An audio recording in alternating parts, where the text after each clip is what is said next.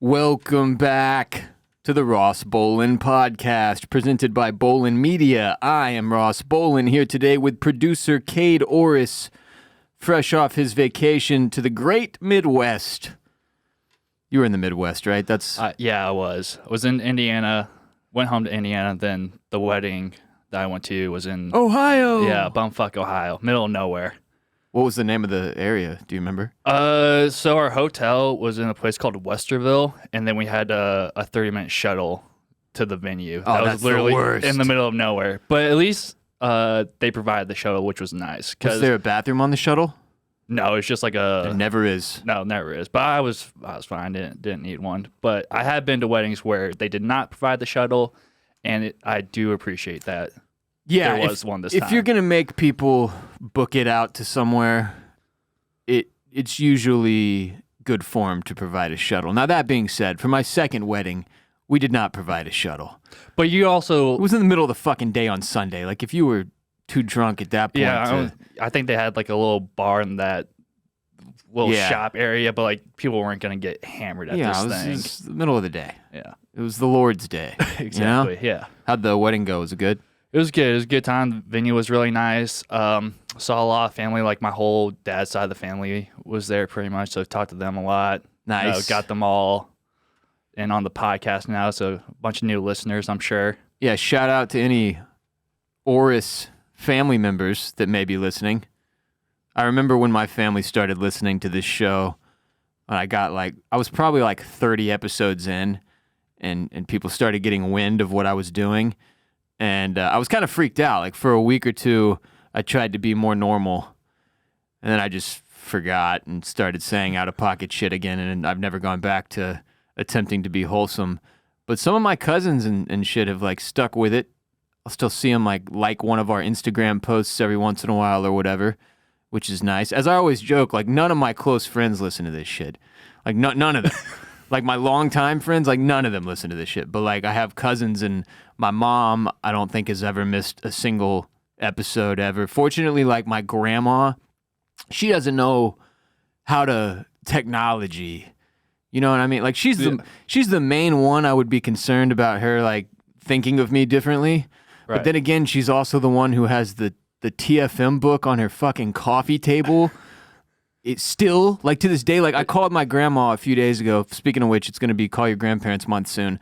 But I called my grandma a few days ago for the first time in a while, just because I haven't had as much time to like make catch-up phone calls. And we pretty much have the same conversation every single time we're on the phone now. She just was like, I want you to know I enjoyed so much our time together. And I'm like, Grandma, quit talking like you're going to die. She's been doing this for like 3 years, maybe longer. Anyway, I was on the phone with her and she was like, I'm looking at your book right now, and it's I always have it on my coffee table, and I make sure to keep it on the top, which is the funniest thing because it's like really serious literature, like books by presidents and shit, and then on top is the fucking TFM book, and I'm just like, okay, she clearly doesn't. Like she would not care about any of the stuff I'm saying on this show in terms of judging me has she read it before?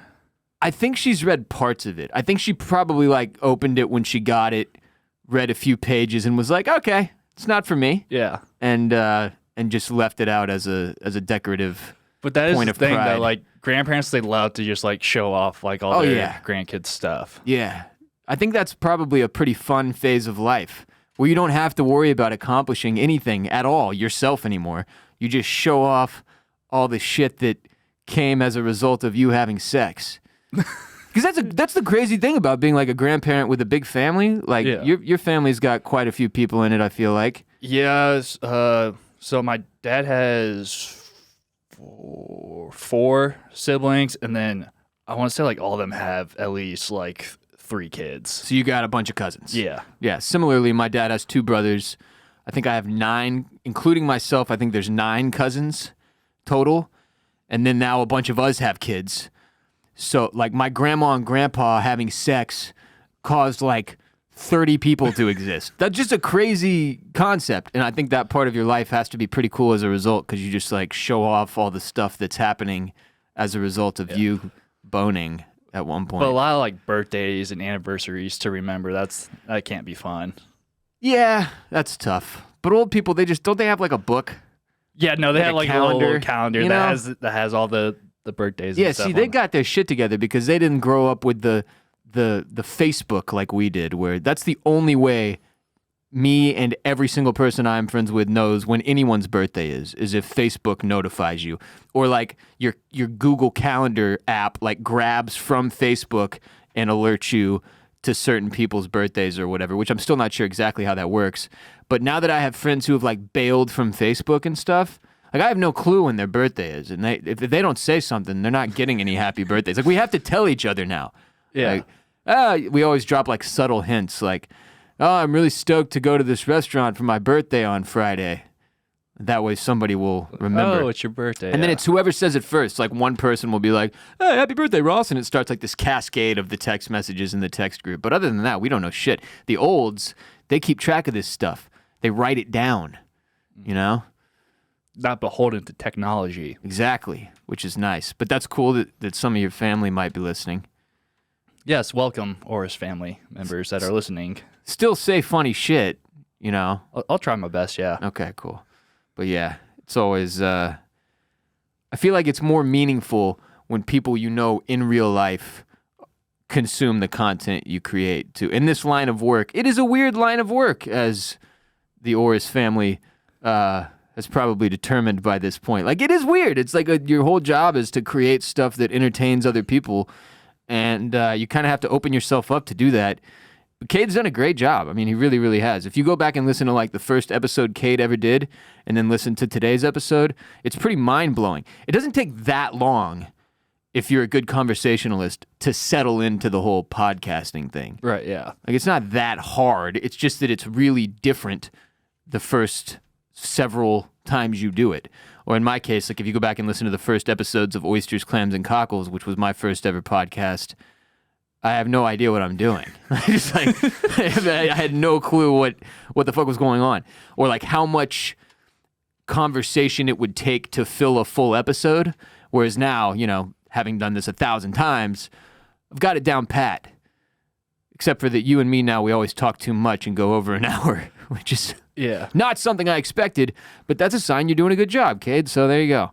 Longer episodes as a result of Kade coming into his own as a content creator. That was a lot of C words. It's called alliteration. We had something really annoying happen at work today. Kind of funny to me, but definitely annoying to Jared Borislow.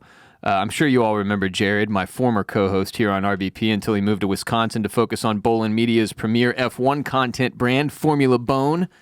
Well, this morning, J-Bone was informed by Mark Zuckerberg himself, and Instagram specifically, that his account had been suspended and that he had like 180 days to appeal. So he appealed, and the appeal got rejected immediately. So he's like permanently suspended from Instagram unless we can find a way to get around it, which I'm pretty confident we will, because it's funny to me because Jared has built Formula Bone, which again is an F1 focused content brand, to be like from the ground floor as like the cleanest and most kid-friendly brand I have ever been associated with on any level. Like, there is no cursing, there is no shit talking, there is no adult humor. It is as clean as a whistle, and we have absolutely no idea what could have possibly gotten him flagged and then just straight up suspended and possibly permanently banned from Instagram and by association, Threads, because that's connected to your Instagram account. So now, that's another thing I didn't realize about Threads. If you fuck around and do something on Instagram that upsets the tech gods and they take your Instagram away, your Threads is gone too, because you have to log into Threads through Instagram. And it's probably vice versa too. If you like say something that you shouldn't on Probably. Threads, you probably lose your Instagram. Yeah, I have to assume the punishment goes both ways. But as far as Formula Bone, like if this show's Instagram caught a suspension, I would be like, oh, well, I've said some pretty outlandish shit on there. It wouldn't shock me. But Jared and Formula Bone getting a suspension is just patently absurd. And I've talked about how beholden to these social media companies a lot of media startups and content creators become, and why that is dangerous. And this is a perfect example. And it's like Jared's annoyed because he's like picked up a ton of steam on Instagram. He has like almost 40,000 followers now. So I had to get on Meta support this morning because I'm like, I paid for the blue check mark on Instagram, you know, when Threads came out. And I did it another month because I needed some oysters, clams, and cockles support as well. But anyway, when you give them the $15 a month or whatever it is, you get like another tier of support. So I got on there and I was like, yeah, one of my company's accounts got suspended and we have no idea why. And the person that got assigned to talk with me, to chat with me through the Instagram app was named Hermit. Hermit. I was like, that has to be AI. It has to be artificial intelligence. There's no way. Yeah, and weren't again, like we talked about this when our YouTube got flagged. Yeah. How we got our videos taken down and we appealed it, but immediately they said no. They rejected it almost simultaneously. Like, which, yeah. Again, makes me think like this was probably AI flagging something. Yeah. And then not recognizing that. Like, I'm thinking it was the conspiracy things that Jared does. Yeah. Which are entirely satirical. Like, it's he presents these outlandish conspiracy theories related to Formula One racing that are a joke. They're supposed to be funny. And I think the stupid computer thought he was like presenting it as real, which makes some degree of sense, but like they need to fix this shit up because it messes with people's livelihoods, and that's the weird part. Like with our YouTube, we had a full episode removed we didn't even discuss, we discussed a documentary about QAnon. We're reviewing a documentary that exists on HBO, and somehow that flagged, the system was like, nope, gotta delete this episode. So I appealed it, and they were like, nope, sorry, still stands, and that's just gone forever from YouTube.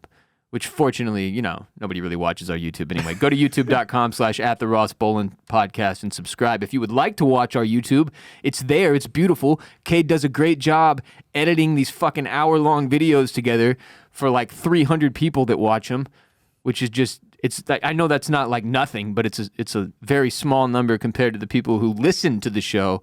So, yeah, anyway, point being, it wasn't a big loss for us to lose that one episode off YouTube. And it was really old. It was like from 2.5 years ago or something crazy. Yeah, no, that was the other studio thing. looked very different. It makes no sense, though, that the algorithm somehow picked that up like 3 years later and was like, this has got to go. But anyway, since we're here, subscribe to Formula Bone on YouTube at youtube.com/@FormulaBone to offset the stress Jared is currently enduring by not having an Instagram account or Threads account anymore.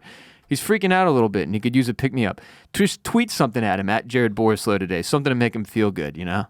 Because he's having a tough one. He shouldn't be. It's fucking stupid. But he is having a tough one. First impressions matter. There are no two ways around it. What's the first thing someone notices about you? In most cases, it's your face, and more importantly, your skin. If you haven't already, it's time to put your best face forward. How do you do that? By adding a skincare routine. And you know what? It's not hard. You just don't have the right tools. Until now. Today's episode is brought to you by Caldera Lab.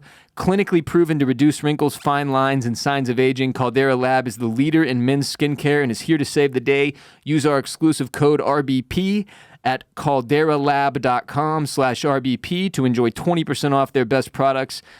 I'm in my mid-30s now, and I have really started to take skincare seriously as a result. Caldera Lab has given me everything I need to look and feel my best on camera every day, which is huge. If you're no longer seeing results from your current skincare routine or are simply looking to finally get into caring for your skin for the first time, Caldera Lab is here to help. They create high-performance men's skincare products, and The Regimen leads off their product lineup, a twice-a-day routine to transform your skin. The skincare world is heavily female-driven and has long been the wild, wild west for men. Whether men can't find the right brand or simply lack knowledge and understanding of it, skincare is something that requires attention. Luckily, men's skincare has never been easier with Caldera Lab and The Regimen. Inside the Regimen bundle, you'll find your skincare dream team, the Clean Slate, the Base Layer, and the Good, all of which you can see behind Content Cade's head here in our studio. They'll make sure your face is fresh and looking its best. The only 3 products you need, in my opinion, as far as skincare goes, does a phenomenal job. Caldera Lab is made with top-tier ingredients, and is a great addition to your daily routine. Takes less than a minute, morning and night, and here to reduce your wrinkles, fine lines, and signs of aging. To get 20% off, use our code RBP at calderalab.com/RBP. That's 20% off at CALDERA, calderalab.com/RBP by using code RBP. Jump into skin and first impression royalty with Caldera Lab. Go to calderalab.com/RBP today. I've got a couple of insane headlines of the day for you, Kade. Here's your first. Veteran celebrating 104th birthday credits Jim Beam and Jack Daniels for his longevity. From Fox 12 Oregon, it says Arthur Walters Jr. has a lot to smile about. He just celebrated his 104th birthday. Walter brags that he's gotten this far without taking any medication. He also has a big sense of humor. Quote, people always ask, what do you attribute living this long to? And I always say I have two good friends, Jim Beam and Jack Daniels, Walters said. When he was 22, Walters had his pilot's license and enlisted in the Air Force. Now he is the only crew member from his squadron still alive. Asked what advice he would give the younger generation, Walters said he would tell them if they really want something, then they have to be willing to work for it. And if they fail, they should get back up and get back to it. All right, Walters seems like a nice enough guy. But I am sick and tired of these old codgers telling people, jokingly or not, that they're still alive past 100 years because they pounded whiskey and cigars and shit. This happens constantly. Some old fart goes viral at least once a quarter for saying the secret to long life is drinking poison and coughing down stogies. Shut the absolute fuck up, Walter, you lying geezer. All due respect. You're convincing the over-imbibing youth that their self-destructive behavior is not only acceptable but encouraged. Nobody lives longer by drinking poison, Kade. Don't listen to this mummy.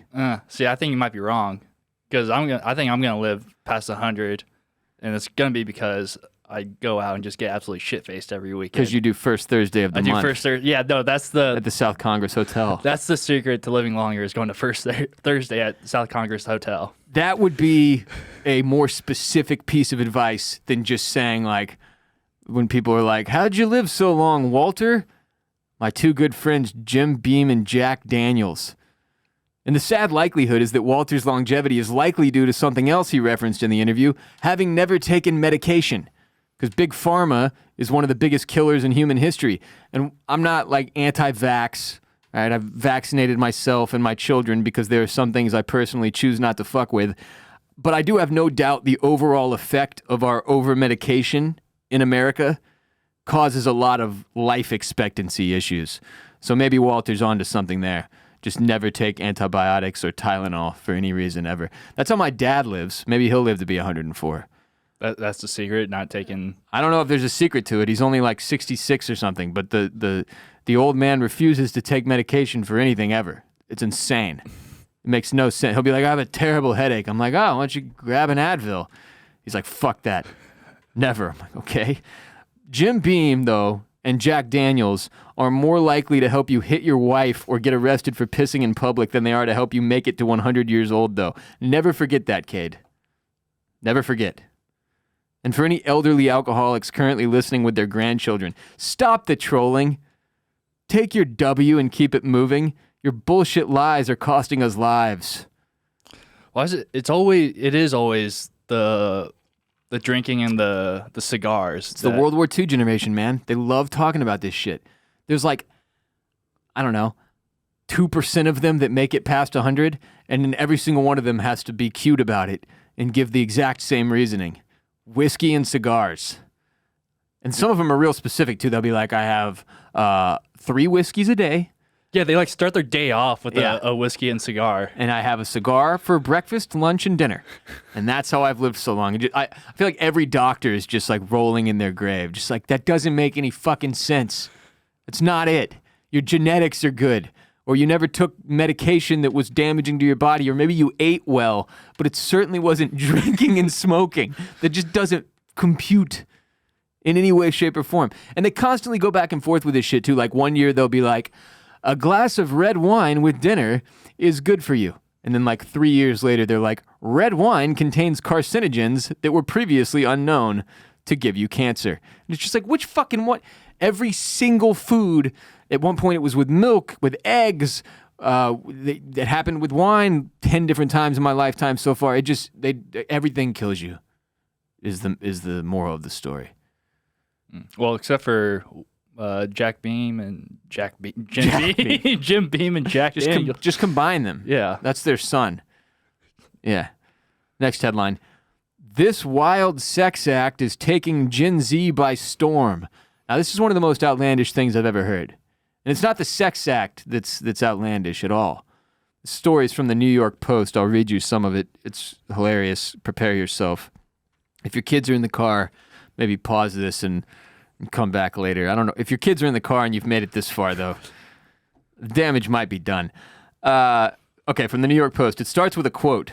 He hasn't said I love you, but he has sent me a photo of his penis. The quote isn't even attributed to anybody. That's just a quote at the top of the article, which makes no sense at all. It continues. Modern dating in Australia, is heavily focused on sexting. In fact, news.com.au recently conducted a survey in Australia and found 45% of people under 30 admitted they've either sent or received nudes. 40% of people between 30 and 39 are in the same sexy boat, and 22% of people between the ages of 40 and 49 have sent a naked photo via text. It says dating isn't just about kissing, sending roses, and having to adapt to each other's housemates. Great insight there from the New York Post. It continues, sexting has become a huge part of how young Australians date.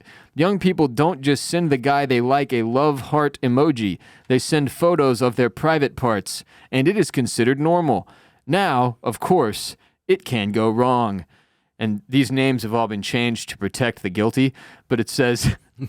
Sarah told news.com.au that she accidentally sent a nude to her mom instead of the guy she was seeing, and she couldn't avoid the fallout because she was having dinner with her mom at the time. Classic Succession. Yes, that is exactly what what's his name did in Succession. Kieran Culkin's character, whose name is Roman, sent his dad a photo of his rod, and when he meant to send it to his dad's lawyer. Which is not better. No, not better. Absolutely. Ended up causing some degree of problems for the corporation. But yeah, that's a shitty one. I mean, maybe just as a general rule of thumb, don't fire off nudes at the dinner table. You know, like if would she go like take the nude in the bathroom really quick, then just scampered back to the table and tried to fire it off and send it to her mom, who's sitting across from her? That's awful. That's awful. Yeah, why are you not? You're like so eager to send this nude, you can't like. Just check to see it's going to the right person. Dude, I remember at one point, I think it was in high school, I was trying to be a player, and I was kind of talking to two girls at the same time. Don't laugh at me, nice. kid.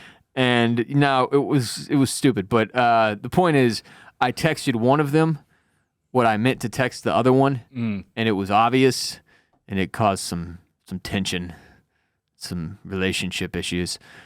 Anyway, there's more stories here, so I'm going to read them. Amy revealed that she was in the middle of what she thought was the romance of a lifetime when the guy she was seeing responded to her very tame text with a confusing, sexy reply, only for her to realize he was sexting someone else at the same time he was trying to make dinner plans with her. Oh, so you can relate to this one. That's a good one, though. That's a good one. Where do you want to go for dinner tonight? And he replies back like, what's that classic Ray Allen tweet about cunnilingus. Do you know what I'm talking about? No. Oh my God. Okay. Ray Allen, the famous Boston Celtics / Miami Heat basketball player. One time he was DMing with someone, but he accidentally just tweeted one of the things he meant to send in the DM because he was old. And he said, "I'm getting there. When you masturbate, think about my tongue or your clit and switching back and forth from my dick to my tongue." Which has become like a running bit on Twitter. Like I've never seen that before. Barstool Big Cat will tweet this on occasion. And like, it's good. The best thing about the joke is that like, if you don't know what he's referencing, you just think he's like losing his mind or something. Yeah. But that's like that's what I think of for this story. Like she was like, "Where do you want to get dinner tonight?" And he replied with the Ray Allen tweet. I'm getting there. It's also just funny because you would have never in 100 years picked Ray Allen to be the guy that would be DM sexting. But yeah, he got burned there pretty good. There's another one. Jade said she sent a nude to a guy she met on an anonymous hookup app only for the guy to realize they'd already dated. Saw the news, like, I've recognized you before. I feel like I've hit that. Yeah. It says, the article continues, it can go south in the same way all modern technology can, but sexting has made the jump from niche to mainstream. A man sending you a photo of his penis with consent is less scandalous and more a standard marker of the relationship progressing sexually. Psychologist Carly Dober said that while sexting might sound modern, humans have always found ways to send messages to each other, and technology has just added a new element. She said, quote, as soon as humans were able to send a text message with the first mobile phones, people started using this technology to send sexually explicit and flirtatious messages. And that is one of the things you got to know about us at this point, the humans. You develop a technology, we will find a way to use it for sex. No matter what. Doesn't matter what it is. We will. It's gonna. No matter what it started out as, we're gonna turn it into sex in some way, shape, or form. And this is the dumbest fucking article I've ever read because this feels like it was 15 years ago that I was about to say, written. sexting has been a thing for so long. Why is it now just saying it's in the mainstream? I have no idea. It was in the mainstream when I was in high school, and that was like 30 years ago. At this y'all point. had the flip phones and stuff. We were doing it. Yeah. We had the fancy like the photos were super grainy compared to what they're now. Yeah, not high def, crystal clear. No, we didn't have the 4K, whatever this thing has got, but they you could send pictures to each other. Like not with the first ones. The first ones we had were those Nokia brick phones. Were the only game. Do you even know what this is that I'm referring to? Right? It was just a fucking rectangle, and you could play Snake on it, and you could send text messages, but it took 45 minutes to type one out, and because it just had the numbers, you had to like press it 3 times to get to a certain letter or whatever, and you couldn't do shit on these things. But the next iteration, when we got to flip phones, and we got to like the Razor and shit like that, the Razor was hot, dude. Then we were doing that. We were sending each other all kinds of crazy shit. Now, all that being said, I'm trying to recollect, and I don't think I've sent a cock shot in my entire life. I don't understand the math there. Like, I don't feel like women's brains work the same way. Like, you send me a picture of boobs, and I'm like, I want those boobs. Yeah. Those boobs are great. Those boobs turn me on. I don't feel like a woman is receiving a picture of any dick, no matter how big, beautiful, or otherwise shapely. I don't feel like they're receiving that like, I need to get that thing inside of me right now. Right now. You know what I'm saying? Like, I don't think that's how that computes for them. Yeah, So it's not reciprocal. Yeah, I just don't think I've ever gone that route. It never really made sense to me. But yeah, I mean, sexting is fucking hilarious. Like as a concept, it is hysterical. I mean, it's also extremely effective. Yeah, it's the next best thing. It is. Yeah, isn't that the Bo Burnham joke? Yeah. No, watching him do that song, I was like, he's not wrong. It is nice. I do enjoy it. I try to get my wife to do it more often than she wants to. It's not her thing, really. It's not a lot of people's things, I feel like. Or maybe, I guess it is now. It's mainstream, in the mainstream, kid. Yeah. It's mainstream. It's acceptable. Yeah, so she's not sending you, like, an emoji of a Ferris wheel, and you're not, like, sending her a ticket implying that you want to ride that. We might do that. We might, but yeah, the age of like the fact that we go through written words, just text as a form of eroticism is funny. It's also like it's just out there for forever now. Yeah, I think it's just permanent. That's one of the things we really didn't understand about the internet when it first came out, like or cell phones in general. It's funny because you hear all the time now in court cases, they're like, and they subpoenaed the text message records and saw everything this fucking guy has ever said in his entire life. At no point when texting first came out did we consider like, oh, this could have legal ramifications, or there's some record of this somewhere. Once I delete it, it's gone. And like, that's obviously not the case. Email, same exact fucking thing. People are constantly getting busted for illegal shit they do with their email. Because you think in your brain, like, well, when I delete it, it doesn't exist anymore. It's like if I committed a murder and then I dispose of the gun. I'm good. No, you're not good. It's not difficult for them to get this shit at all. Even like Snapchat, which is more my generation, like it goes away after 24 hours. Like, does it though? Yeah, didn't it turn out that it was like all sitting in a server in like Minnesota or some shit? I mean, I don't know if it was Minnesota, but yeah, sure. I think they did do something at some point with Snapchat to lessen the likelihood that anything ever comes. Because like I remember that Snapchat kind of got, I'm doing air quotes here, in trouble when people figured out like, oh, actually all of this is stored somewhere. And then I think they did something to make it like after X amount of days, it goes away. So I can't remember. It doesn't matter. Snapchat's useless to me at this point. It was fun for a little while when we had listeners sending me snaps. No, actually, every once in a while I would. That was the thing about the show too. Like, I had my Snapchat, and I was very unhappily married. So it was nice to have people interact with on Snapchat. Like, it was mostly license plates, pictures of dogs, like a photo of a fucking shopping cart at the grocery store sitting in the middle of the median or whatever. And then occasionally there'd just be a pair of balls. It was never boobs. Never.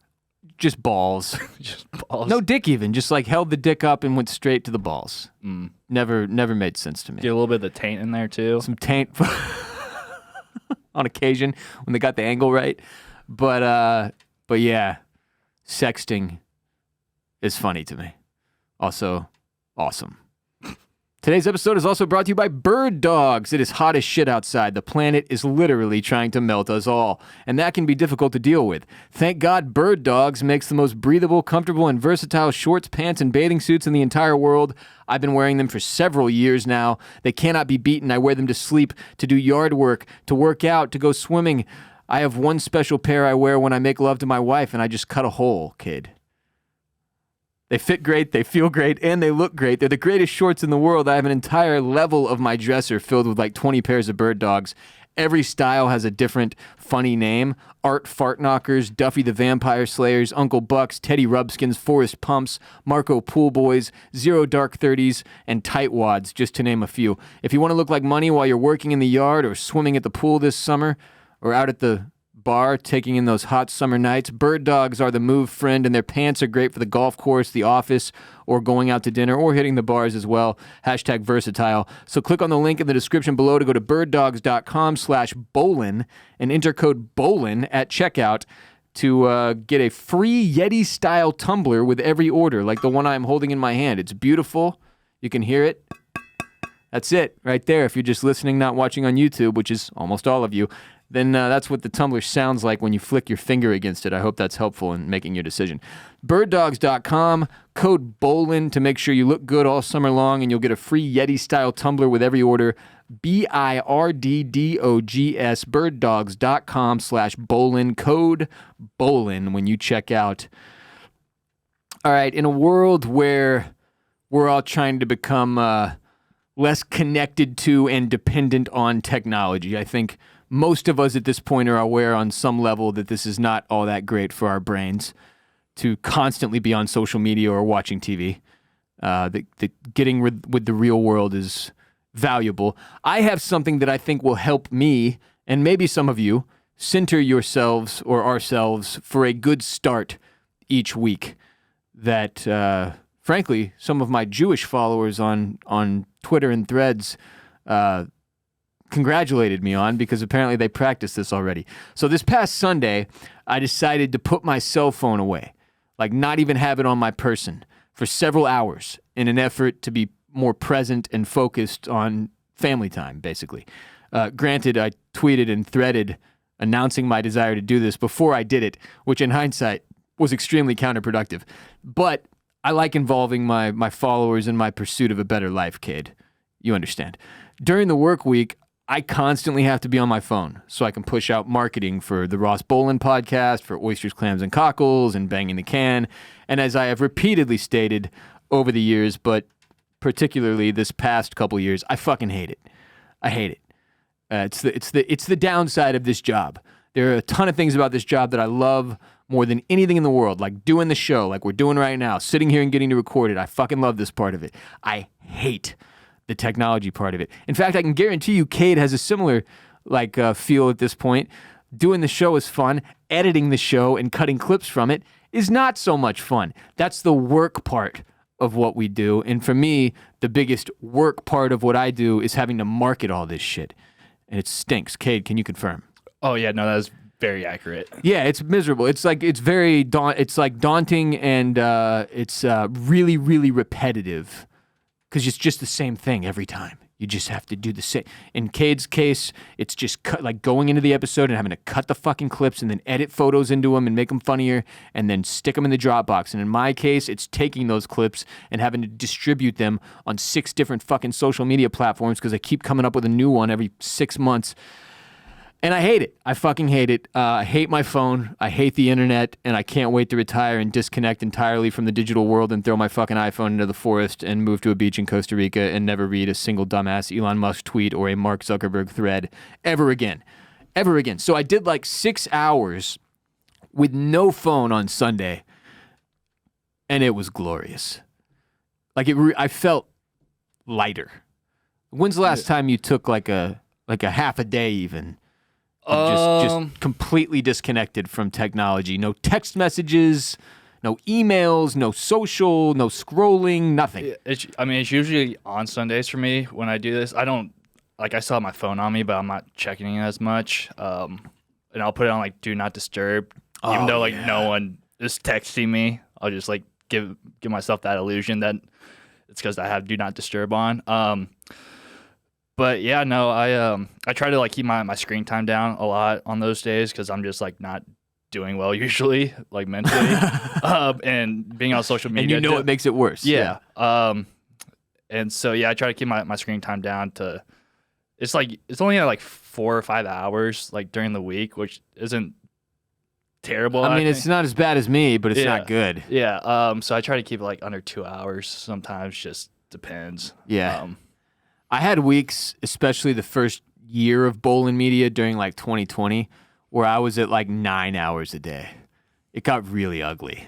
It was bad. I almost didn't exist in the physical world anymore. I was just on the fucking internet. I just lived on Instagram and Twitch. And that was where you could find me. If you needed me, I was on the internet, man. I was no longer in the real world. Have you seen Sham's screen time? It's during the trade deadline and shit? Yeah. Yeah, it's fucked up.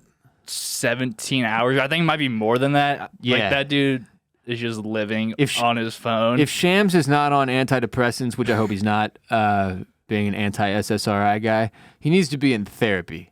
Because I know what that does to your brain. And it's bad. And the thing, I always complain about this, the thing about social media for me and the internet on the whole is that you end up way more connected to all of this crap that you otherwise wouldn't even know about. Stories that you would have no clue that they even existed, but you're inundated by all the negativity and sadness and depressing shit in the world, and I hate that. So getting away from my phone for a few hours, I just started to notice I was feeling better. And I know this isn't exactly a novel genius idea. It's something that I've talked about on and off on the show for a long time. But recently, I have been doing a better job of not mindlessly scrolling the social apps, doom scrolling, as it is known. The fact that it's even called that really says a lot. But so much so to the point that I entirely missed Tucker Carlson's desperate plea for more attention in the form of an Andrew Tate interview, which almost certainly would have sent me spiraling into depression for at least a day. I didn't even know what happened. And I was so proud of myself for this. I saw it, I think it was before I deleted Twitter. I saw it, and I was like, yeah, I'm just not going to be on this app. Was that the last straw? I think so. Fuck this, I'm out. Yeah. So I found out about that 2 days ago and was like, wait, what? How did nobody send this to me? It's crazy. And I feel thank you to our listenership for not sending it to me. Because that's definitely one that should have flagged as Ross is going to want to talk about this. I'm not talking about it, other than right now. The content of it, I'm not talking about it. I'm not giving it any more attention than I have to. But the point is, that's how little I've been scrolling aimlessly lately. I didn't even know about that which was probably the biggest, most obnoxious event that has occurred since I've gotten better about it. So one of the things that inspired this new thing I'm trying is that on Sunday, Twitter notified me that it was my 14-year anniversary since I joined the app. Congrats. Thank you. 14 years of my life. Countless hours that I will never get back. Now, granted, you could also argue that that's one of the platforms that sort of shaped my career. So it's been a little more give and take for me than it is for most people. But now that I have kids, like those hours feel a hell of a lot more valuable.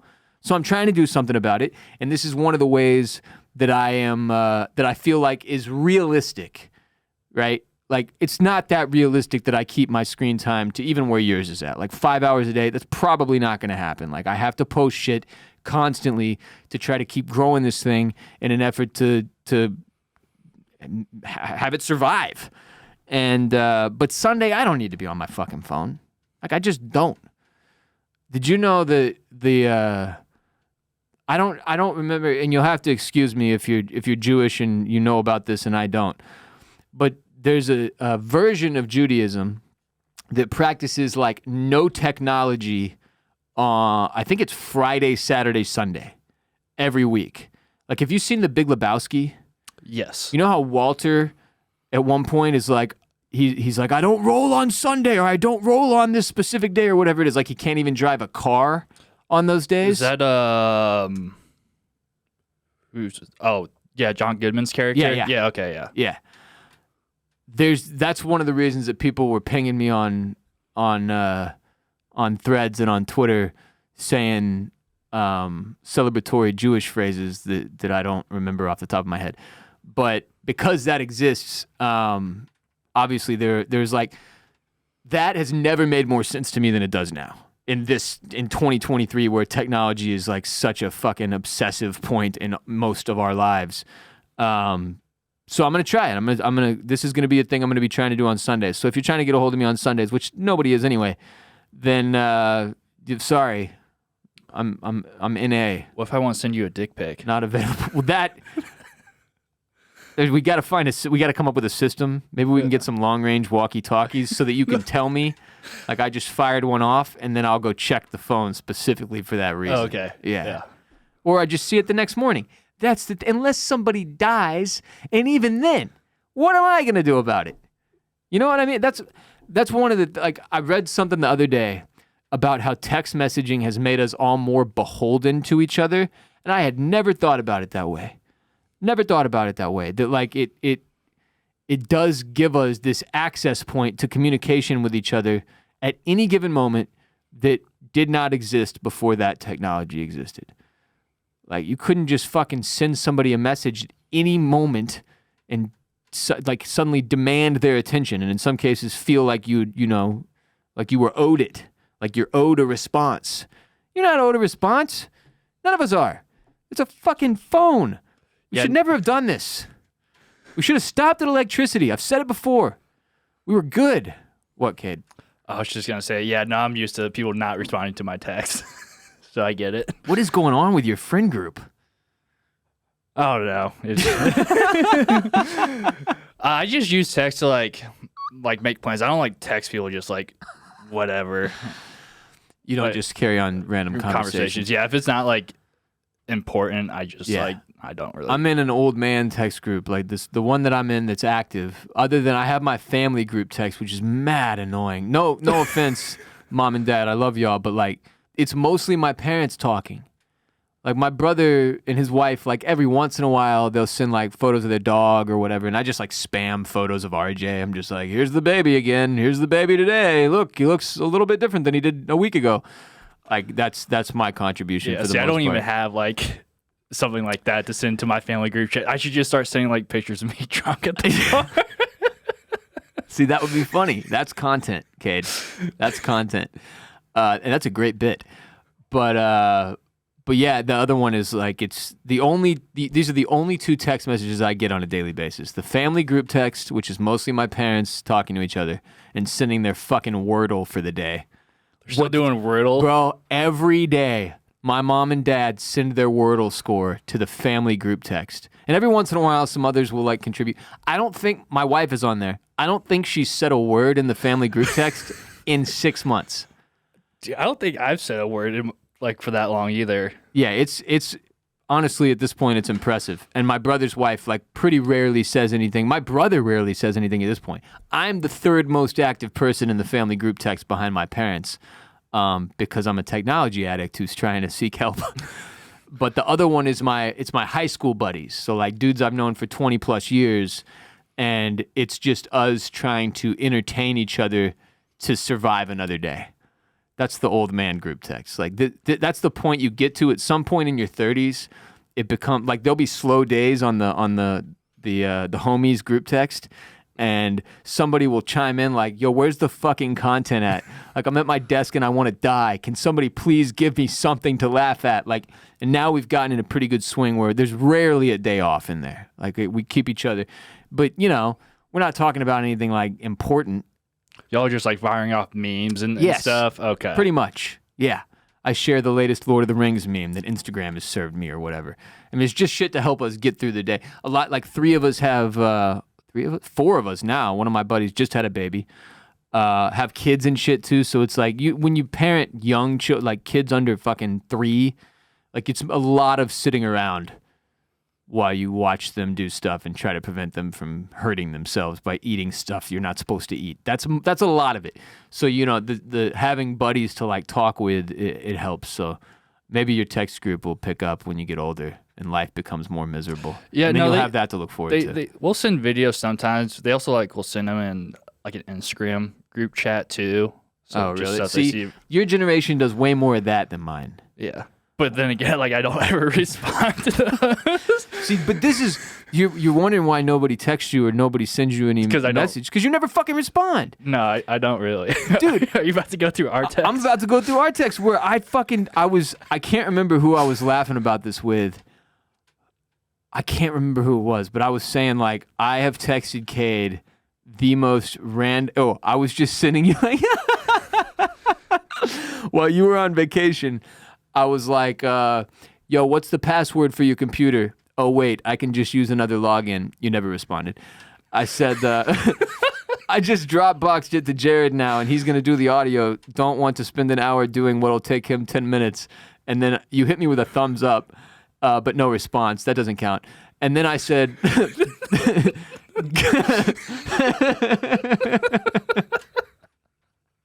I said, God, Coffin Flop is so funny, which is a sketch from I Think You Should Leave that now. I didn't respond to that because no point of reference at all. But I figured you were like watching it. I was. And I was like, well, I know you think it's funny because you always bring it up. So I'm like, all right. And then you didn't respond. And the next day I said, it's got a bush. What the hell? Which is another I Think You Should Leave sketch reference. But I spelled got wrong. I put it's God a bush. What the hell? So then I had to send a follow-up that said got. And that got a ha-ha, but still no response. But that's how Kade and I's text message operate. Like, it's me saying, like, 6 things in a row before he responds. So maybe you just need to get better at responding. I guess so. That being said, I should text you less. No, I think I just need to be better at responding. Okay. It's got a bush? What the hell? Today's episode is also brought to you by Next Evo. Maintaining your wellness routines gets even more difficult during the summer. You've got vacations, the kids aren't in school, it's hot as hell outside, and you're off your game as a result. Your day-to-day may look different during the summer, but your wellness can stay on track with help from CBD. Next Evo Naturals developed Smart Sorb technology, clinically proven to help your body absorb CBD 4 times faster than regular CBD oil, because oil just doesn't mix with your water-based body. It works faster, too. When you need to de-stress and sleep better this summer, reach for Next Evo products. When I'm stressed out, the place I feel the effects of that stress the most is when I'm sleeping at night. I sleep like crap when I'm stressed, which is why I absolutely love these Next Evo Triple Action CBD Sleep, which has been helping me wind down, get to sleep, stay asleep, and wake up feeling refreshed and without the grogginess that other things have left me feeling.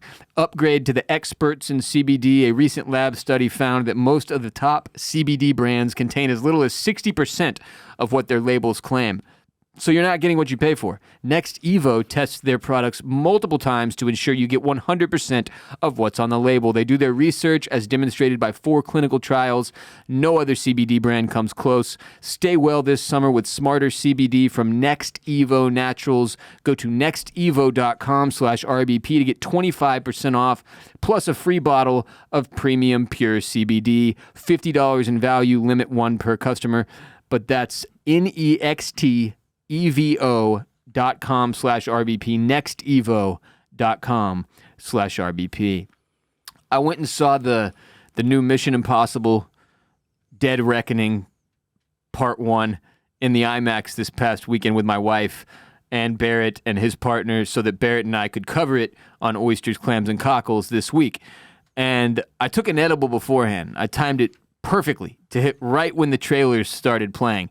And I was really proud of myself for that. Like I felt it kicking in and I was like, when did you take it? God, I'm good. Probably 45 minutes before. Okay, yeah. It's usually 45 minutes to an hour for me is how long it takes for an edible to kick in. Mm-hmm. And I was stoked on the timing, but then the trailers were Oppenheimer, Dune Part 2, and Napoleon back to back to back. And then something called Blue Beetle, which looked like horse shit, but it was also a very intense trailer. The point is, the first 3 movies look phenomenal. Can't wait to see each of them.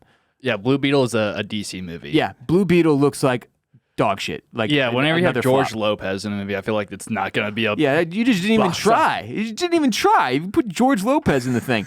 But I immediately regretted my edible decision as a result of the trailers because I was like, oh no. It's been a long time since I've been to IMAX. I hadn't been since I saw Tenet, which I think was 2020. It's like one of the first dates I went on with my now wife in 2020, and we went and saw Tenet for the same reason, so we could cover it on Oysters, Clams, and Cockles. Granted, I was sober for that, and I don't remember being like, this is too much, but I don't think the IMAX is a good place to be under the influence of anything. Based on my experience this past weekend, like alcohol included, like they don't serve booze at our IMAX here in Austin. It's not like all the other movie theater I always talk about on the show is Alamo Draft House, which I love. You can get food, you can get drinks.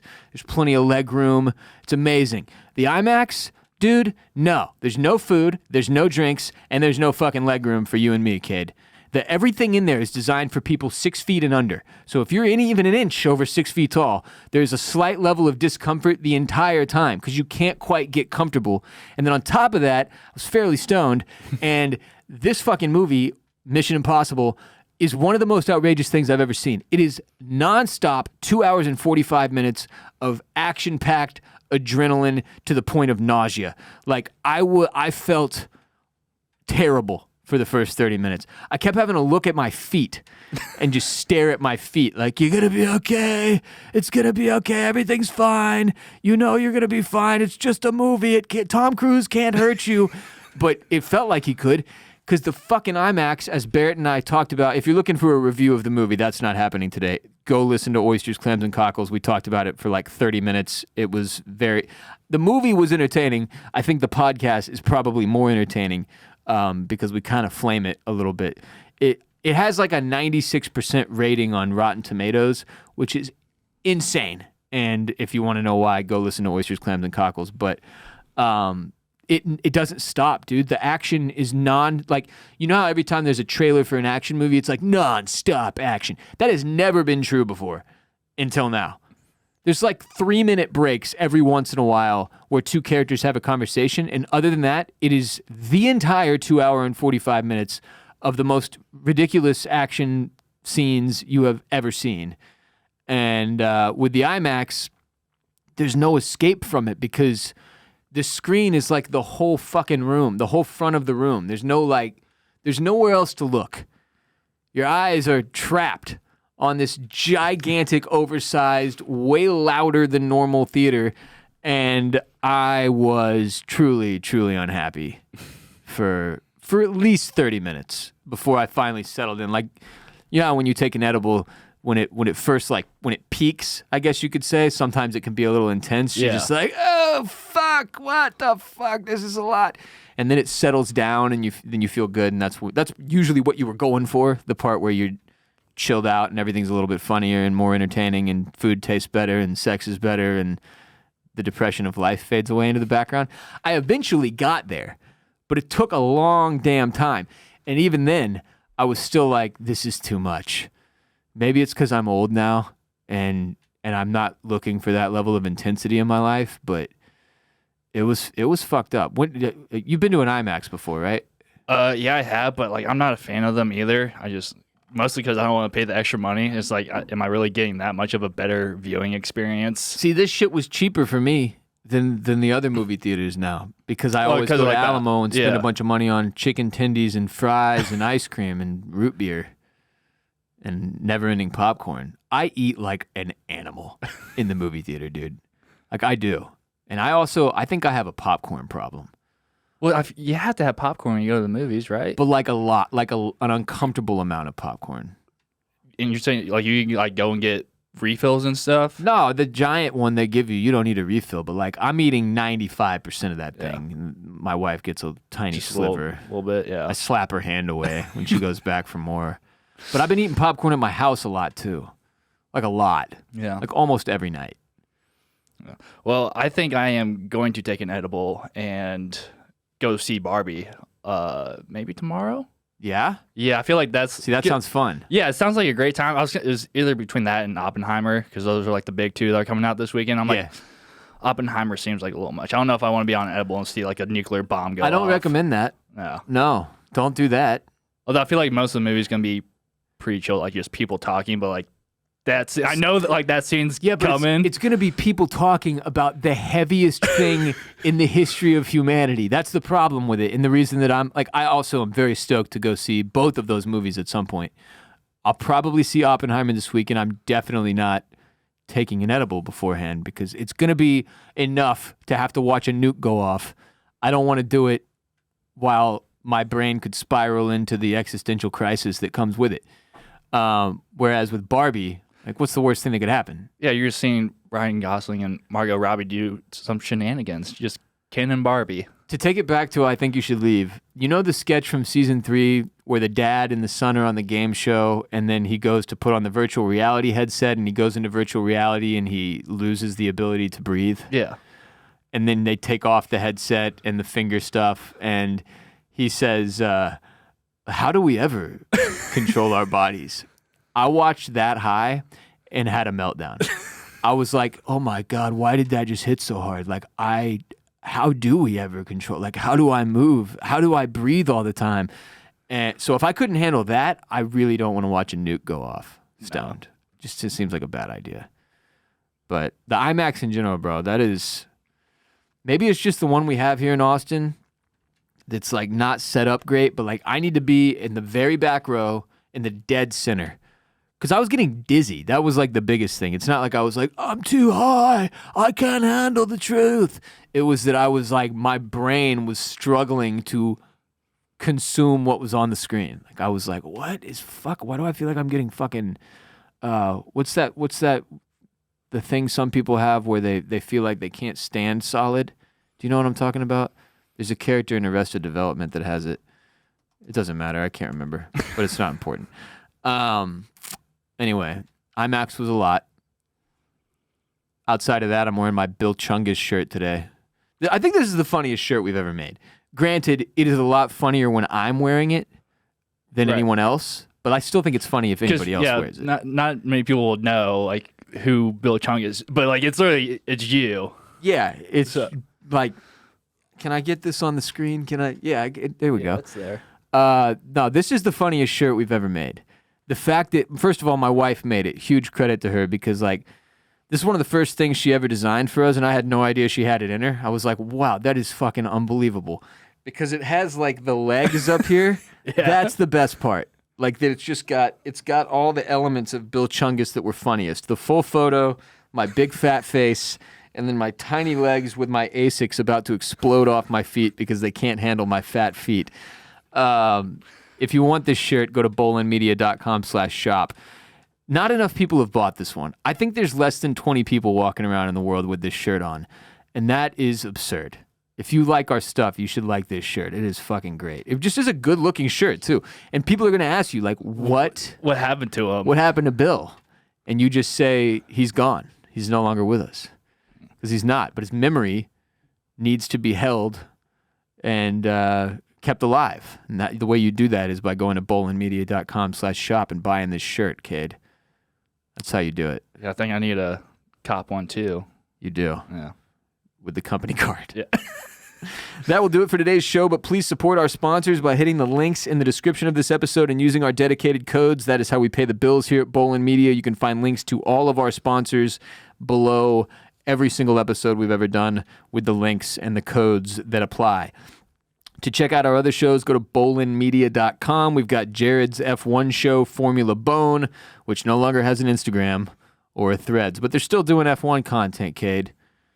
Oh, and what's his name? One of the drivers that was like super, super popular, especially when Drive to Survive first came out. Didn't he just get his job back or something? Yeah. Wasn't it Daniel Ricciardo? Yeah, Daniel Ricciardo. He's back in F1. He got removed into last year, and he was like going to be a reserve driver for I think Red Bull, and then AlphaTauri kicked out one of their drivers because he wasn't performing well. He was a rookie. And they're giving this guy a chance. Yeah, just to see if he still has it, you know? Okay, cool. Well, all the coverage you need about Daniel Ricciardo rejoining the F1 ranks at Formula Bone on social media, except for Instagram and Threads currently. YouTube.com/@FormulaBone to join the over 100,000 people subscribed to Jared's F1 content YouTube channel. I've mentioned it several times during the show. Oysters, Clams, and Cockles is where Barrett Dudley and I, he's one of my buddies in my high school group text of over 20 years. We covered TV shows. We did House of the Dragon, The White Lotus Season 2, The Last of Us, Succession's final season, Silo on Apple TV+, and then most recently this week we talked about Mission Impossible, the new one, and the experience we had in the theater and what we thought about the movie. So check out Oysters, Clams, and Cockles wherever you check out the Ross Bolin podcast. Follow me on Twitter and Instagram and Threads at WRBOLEN at WRBolin. Mr. Kade Orris, where can the people follow you? Yeah, you can follow me at Kade Orris on all the social medias. With a K. With a K, yeah. Not a C. Not a C. Not a C word. I'm not a C word, no. No. This episode of the Ross Bolin podcast was presented by Bolin Media, and video of today's show was produced by Kade with a K, Orris. Go to youtube.com/@the-Ross-Bolin-Podcast for full video of our show. Thank you to everybody who's already subscribed on YouTube. It means a lot to us. Thank you. Share the show with your people. If you like RBP, the number one way we can grow and that you can ensure this show continues to exist into the future is by word of mouth, sharing it with your friends, with your family that you think might enjoy it. If you're one of the Orris cousins currently listening, tell the other Orris cousins. That's what we're saying. That's what we're really saying. We'll be back later this week with another, exclusive, ad-free, premium edition of RBP, available only on patreon.com/Ross Bolin podcast. For those of you supporting our show on Patreon with just $5 a month is all it costs you. You get on there, and every single week you'll get a show that nobody else gets, that has no ads in it. Usually features hotline calls from listeners that Kade and I respond to, and we have a blast on patreon.com/Ross Bolin podcast. So get in there, and that's where you can find us next. Until next time, peace be with you, and also with you.